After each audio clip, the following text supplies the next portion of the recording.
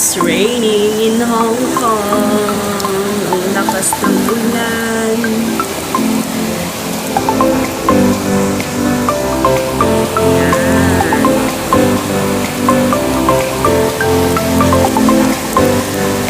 Ang lakas ng ulan.